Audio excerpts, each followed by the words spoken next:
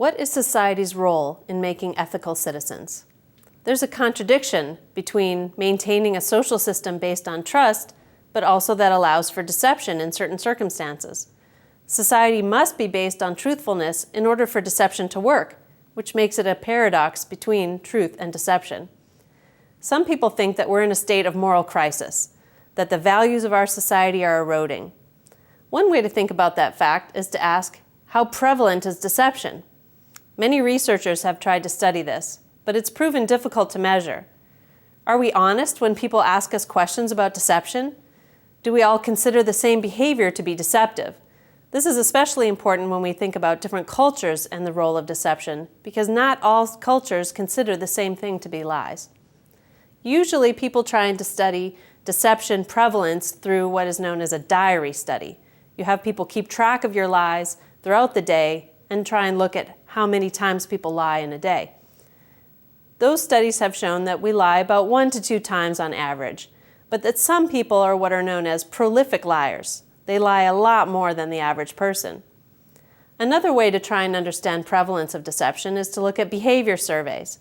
92% of college students admit lying to a romantic partner, but they may not always think about certain things as lies, especially if they're altruistic lies or lies that benefit the other person. Another way to study prevalence is through something called an attitude survey. In attitude surveys recently, 43% of high school students think that you must lie or cheat in order to succeed in life, and 83% of undergraduates said they would lie in order to get a job. Serota and colleagues conducted a national survey through the internet of 1,000 U.S. adults. 60% said they had not lied at all in the past 24 hours. Of the 40% who had lied, 14% had told just one lie, 8.8% had told 2 lies, and only 1.5% of the sample told 15 or more lies, which means that half of all lies were told by just 5% of the sample. That means that we have a few prolific liars, but the average person doesn't lie very much at all. This suggests that perhaps we're not in a state of moral decay, but rather some people have different ethical standards about deception. In order to understand this further, let's talk about the 4 different perspectives of ethics in deception. The first perspective of deception says lying is always immoral. Philosophers and theologians like St. Augustine or Thomas Aquinas have long promoted this view of deception. If you believe in the 10 Commandments, then you believe bearing false witness is a sin.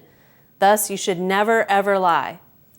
Other people believe that we should never lie because it's harmful to both the liar and the deceived, and it breaks down social harmony and encourages more lying.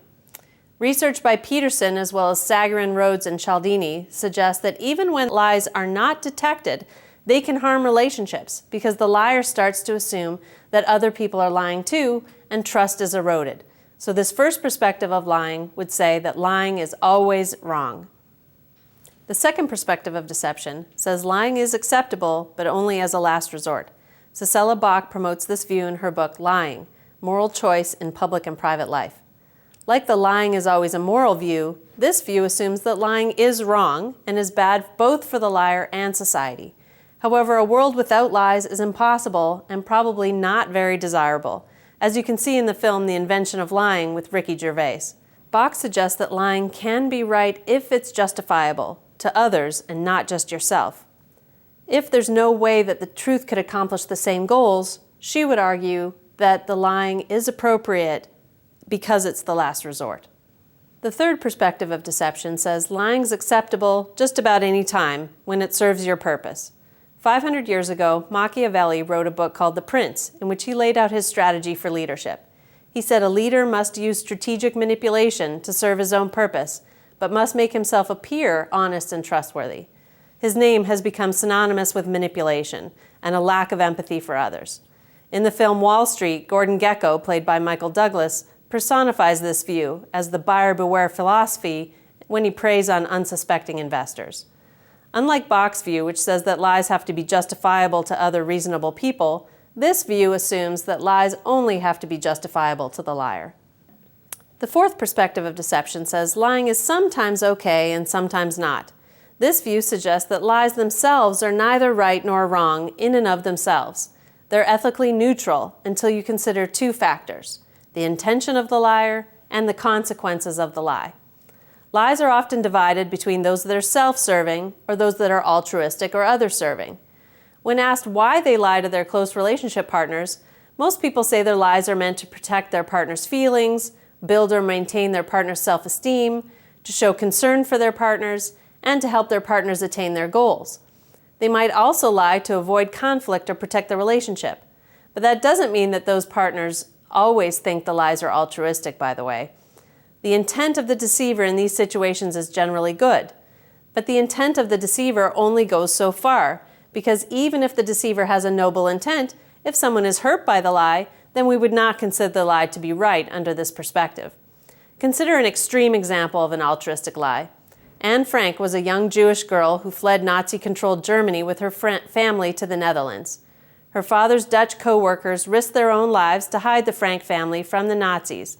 Most of us would consider this deception to be noble, good, and altruistic. They had the intent to save lives, and the consequence was indeed that many lives were saved. Her diary was published after her death and has been made into plays and movies celebrating their noble act. When we consider these 4 ethical perceptions about deception, we can think about how should we judge deception overall. Knapp suggests that we should tell the truth most of the time and whenever possible. If we're not lying, we don't have to deal with a lot of these ethical considerations. Second of all, he says we should consider alternatives to lying. Are there ways to accomplish the same goal without actually deceiving someone? Third, we should consider the consequences for discovered deception. What are the impacts of our lie on other people?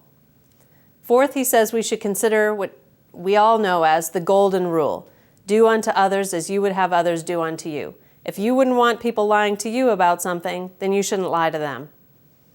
Fifth, he says that he also has suggestions for the lie detectors as well. Don't invade privacy or break laws when trying to detect deception. You might want to read your friend's email to see if he or she has lied to you, but that's not an ethical way to detect deception. Find alternatives that don't compromise your own ethics. So, as a society, how do we create honest citizens? One way is through legislation. We can make laws to try and legislate ethical behavior. Universities like ours have honor codes. Professional organizations have ethical guidelines. We try and teach people about ethics through the rules and laws that we create. We can also do it by teaching our children ethics. Parents can serve as role models and reward truthfulness when you have ethical guidelines for your family. Those can translate into the larger society. Let's look at an example of an honor code. The University of Oklahoma has an integrity pledge, and they have their integrity guidelines on their website. They've created a student guide for integrity and ethical behavior. They have an integrity council that serves as an arbitrator in certain instances where someone's ethical behavior has been questioned. What's the purpose of the Integrity Council? To affirm the academic integrity of the students of the University of Oklahoma, to aspire to an environment of integrity created and upheld by the actions and values of the students, to recognize the urgency of a commitment to the highest standards of academic integrity, and to resolve to make academic integrity a pride for the students of the University of Oklahoma. A second example is the Institutional Review Board, known as the IRB. There's a link to this website on our module as well. The Institutional Review Board is designed to protect the rights of human subjects who participate in research. All research which may result in a publication or a public presentation that involves human subjects or the use of data on human subjects that will be performed by researchers at the University of Oklahoma must be reviewed prior to initiation. The IRB looks out for the ethics of researchers and protects human subjects from risks they might incur during research. So in this module, we've covered the different ethical perspectives that you use when you're trying to evaluate deceptive communication. We've talked about different examples of ethical guidelines that people might use and studies of research on the prevalence of ethical behavior. I would like you to think a little bit more about your ethics and how they pertain to your judgments of human deception.